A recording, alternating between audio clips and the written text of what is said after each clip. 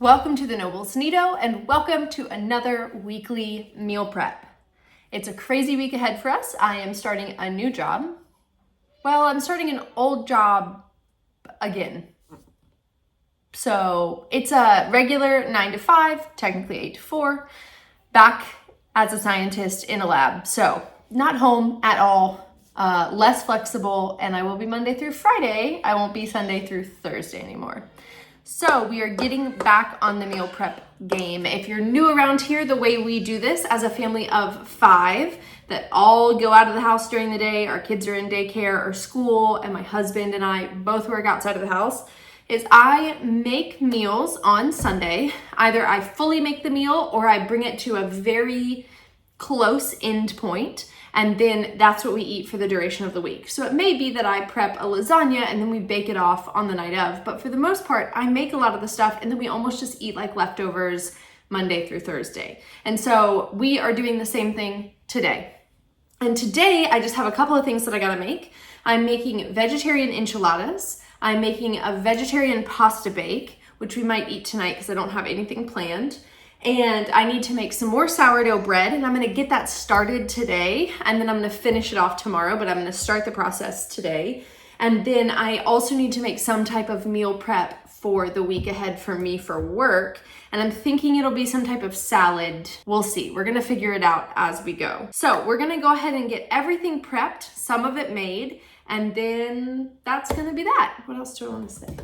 We don't typically eat just straight vegetarian meals, but I am trying to save money in our grocery budget, and one of the best ways to do that is to back off on meat a little bit if you can. So this week we're going vegetarian. Okay, if you like stuff like this, please consider liking and subscribing. It helps me, it helps my family. I'm gonna let voiceover Sarah take over because we are about to unleash the kids from their nap, and it is going to be utter chaos, and you don't wanna listen to it, and I can't speak over it. So let's hop in. So this is one of my favorite bread recipes. It's by a website called, I believe, Little Spoon Farms. I'll link it down below. And I can usually make this even if I'm working. So I can take a whole day and make it, kind of break it up over a couple of days. And so how I do it when I'm working full time and I'm at work during the day or whatever and I need to make it is I do one step at night and then I kind of let it chill out overnight and then I'll finish it off the next day. And so what I'll do here is I'll go ahead and I'll make the bread, and yes, I know I could make a double batch in one bowl. I'm not brave enough to do that and split it well. But one day I will probably do it when I get a bigger bowl. But for right now, I always make 2 loaves at one time, and I always make them in separate bowls. And so I will go ahead and get this all mixed, and I'll start with the stretch and folds every 30 minutes, 3 total times. And then I will put it in a cold oven with the light on for about 3 to 4 hours. So I will try to do this. I'll let my sourdough ferment all through the day. I'll mix my sourdough starter up and let it start fermenting, and then when I get home right away I'll make this dough, and then I'll go ahead and do all the stretch and folds, get it through its first rise, and then after its first rise I'll pop it in the fridge as is overnight and through the next day. And then when I get home I bring it out, roll it up to put it in its pans, and then I let that rise and then I bake it at night. So it does kind of end in a long night because it's like 9 p.m. by the time it's done. But that way I can make dough and make bread even if I don't have a full day available. So now I'm working on all the veggies. I love vegetarian recipes, but they, to me, feel more time consuming than meat forward recipes. Also, anytime I have heavy veggie prep, I have some type of receptacle for my trash nearby or my scraps. We used to compost. It's just not the season of our life where we can manage that. If we were still composting, I would have a compost bucket, but for right now I just have a little trash container, and it makes massive veggie prep so much easier because then I'm not stressed out because things are all over the place. I mean, it's still going to get messy, just wait and see. But so I'm starting with zucchini, and only one recipe needs zucchini. And then I'm taking care of the carrots also, just trying to dice everything fairly small because this whole mixture is going to get blended up, so I really just want it to all cook down evenly. And then I have bell peppers, and I'm using bell peppers for both recipes. I love when I have a recipe that has multiple of the same ingredients as in multiple recipes because then it just makes prep so much easier. So I'm just dicing all of these up, and I have 2 bowls to catch all of my veggies, and I know it feels like a lot of dishes. Luckily these can go in the dishwasher, but when I'm doing a massive amount of prep, I'm less worried about the number of dishes I'm going to create and more worried about what's going to be the most efficient for my time. And while the dishes may not seem efficient, it is actually so much more efficient. It's also just like mentally better for me because then there's like not clutter. I can organize it into like each dish has a bowl kind of thing. So when you're doing a massive prep, I would just say go ahead and make the dishes because there's already so much stuff going on that trying to limit your number of dishes is just going to be more stressful. So another thing, the onion, just another easy thing to go ahead and prep. So here I'm just dispersing the veggies across 2 sheet trays because this is going to go in the oven and roast and be the inside of the filling for the vegetarian enchiladas.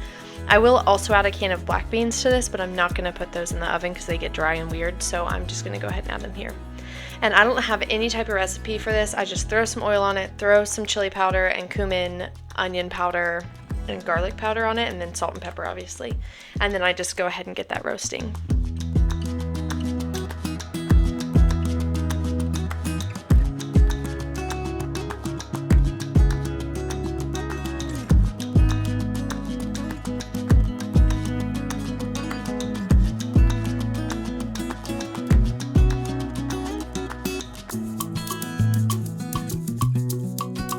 So while those are roasting, I'm going to go ahead and make enchilada sauce. I do not like canned enchilada sauce. I think homemade is so easy and it's so much better. So I always like to make my own. I use a Cookie and Kate recipe, but there's also a really good one by Gimme Some Oven. But I really like the Cookie and Kate recipe because it has a few extra ingredients in it that I think really add to the quality of it. So I'll leave that recipe link down below. I'm telling you, it could not be easier. And then you kind of just like set it and forget it after you get it all combined. So it is a little bit of work on the front end, but then on the back end, while it's just simmering away, it's easy. And so here I'm just cooking down and softening those vegetables because I'm going to use this as like a hidden vegetable filling for the vegetarian like lasagna noodle bake thing that I'm going to create. And then whenever I open up a can of tomato paste, I always kind of freeze the rest of the tomato paste because I usually don't use it all. And fun fact, if you want your parchment to lay nicely in your sheet tray or whatever else you're using, just pull out the size you need and then crumple it up in your hands, and it is so nice, and then you're not fighting with it. It's just an extra step that I love to do. So I'll just put the tomato paste in about 1 to 2 teaspoon sized dollops and then just throw it in the freezer, let it freeze, and then put it in a bag. And I am always trying to wipe down kind of my mess as I go further on, but you'll see that it just ends up getting messy. And so here I'm just always going back and forth. Like in order to make a day like this work, you just have to do multiple things at one time. And my sweet husband is in the background. I couldn't do this if it wasn't for the fact that my husband is so helpful and he's so hands-on with the kids when I mean, they're his kids too, so he better be hands-on. But he just really makes it possible for me to get all this food done. And it pays off for him too because then I'm not cooking throughout the week. So my enchilada sauce is done. I'm just pulling that off to the side and letting that cool a little bit before I prep the rest of the enchilada stuff. And then I'm heating up water for this lasagna bake. So I'm going to list the actual recipe that I'm using down below, but I'm not using lasagna noodles in this recipe because I'm out of lasagna noodles. So really I'm just making like a pasta bake. And you'll see how I kind of assemble it, but yeah.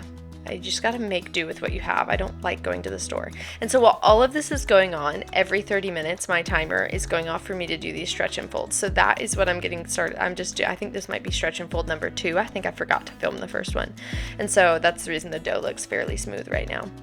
So just stretching and folding. There are multiple things happening in my kitchen at one time, and this is just how you have to make it work if you want to prep everything in a timely manner in one day.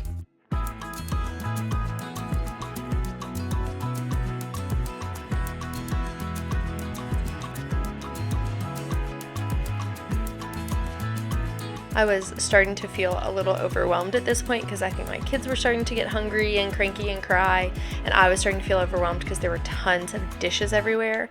And so when that's the case, Bryson will usually just jump straight in and start helping me, and I'm always so grateful. It had been a while since I'd done a big prep like this, and so I think I just forgot how much work it can be. So the tomato sauce for this pasta bake is so easy. I don't even measure. I just throw a can of tomato sauce, some Italian seasoning, garlic powder, onion powder, salt and pepper all together and mix it up. And then I just set that off to the side. And that's it. That's the sauce. We're going to grind up the vegetables right now that they're softened. And we're going to add it to that sauce. And then the veggies become hidden. My kids never complain. They eat the whole thing. It's so great. But you really don't, because the veggies bring so much flavor, and then you don't really need like any type of fancy tomato sauce. And I hate that you have to bust out another item for this, like the food processor, but you use the food processor twice, and so I feel like you get like a decent amount of use out of it. So I've ground up the veggies until they're pretty small, and then I'm just gonna fold them into the sauce itself, and that's it. That's like the tomato base, no cooking, nothing crazy. I think the recipe down below calls for like some crazy things, but you can just use tomato sauce. And then in this, I'm adding some cottage cheese, salt, and pepper, and I'm just pretty much grinding, like whipping the cottage cheese. You could use ricotta, but ricotta is expensive, and we're trying to save money, and so just going ahead and like pulverizing the cottage cheese gives the same effect, and you can't even tell the difference. So my veggies for the enchiladas are done at this point too. So I just threw the can of black beans on top of everything, mixed it all up, and then just condensed it to one tray just for the sake of space. And so here I am working on the pasta bake. And so I'm doing a thick layer of the sauce on the bottom, and then I'm adding all the noodles in on top. You could add less noodles if you want, but to me, I'm like, this food has to stretch, so let's pack it in there. And you could use really any pasta shape that you want. We were just using penne for this because that's what I had on hand. And then I'm gonna dollop that cottage cheese, that whipped cottage cheese mixture over the top, and I'm gonna spread all of it out, and I'm going to, make it one even layer, and it bakes all down and gets super bubbly. And then I'm gonna finish it by topping the whole thing with the rest of the sauce. So it's like half the sauce on the bottom, half the sauce on the top, and then I'm gonna top the whole thing with cheese. And it's so, so, so good. Like, my family raves about this, and it's like packed with vegetables, and my kids never complain about it.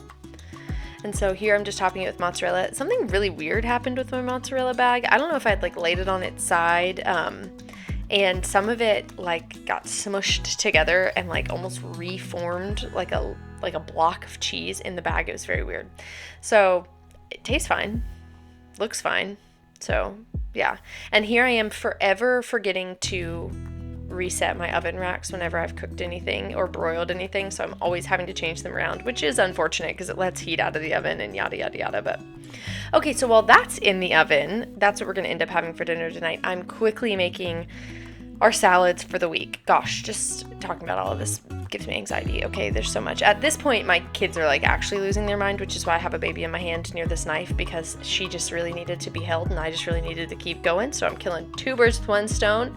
And luckily she, didn't grab the cheese grater. That could have gone poorly. At some point I do obviously have to put her down, but sometimes that's just how it looks. It's just me. The kids just want me, and so I've gotta make a way. Like, look, Valley, my daughter's getting like under my skirts, and I spend the rest of the time making these salads with her in my dress. But that's just kind of how it goes. I got like about an hour and a half of some space, which was great.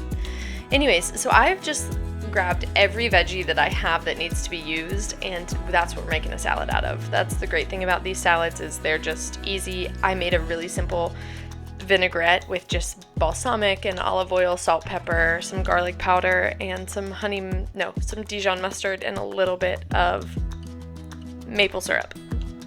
And then again, I'm just throwing whatever lettuce I have in the bowls. I do try to make it a little bit of a mix with more than just romaine, so we get a couple extra nutrients in there.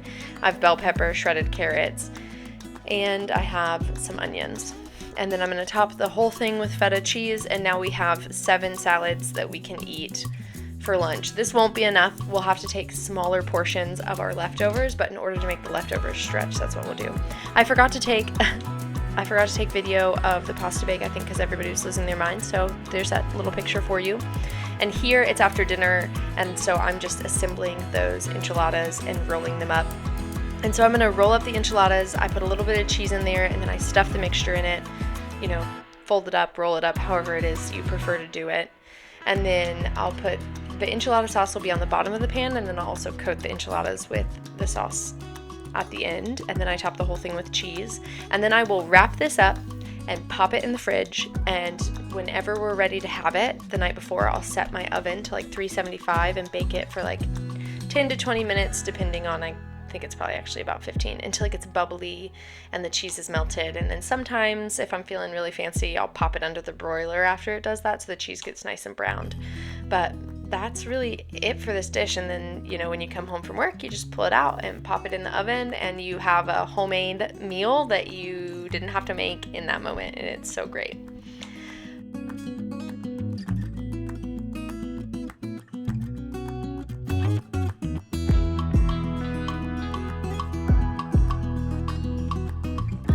So here is just the final product a few nights later, and then this same night I went ahead and finished off our bread loaves, so I'll show you those too. And that's gonna be it. Remember, if you like content like this, please consider liking and subscribing. Really helps me, really helps my family, and I'll see you the next time. Okay, bye-bye.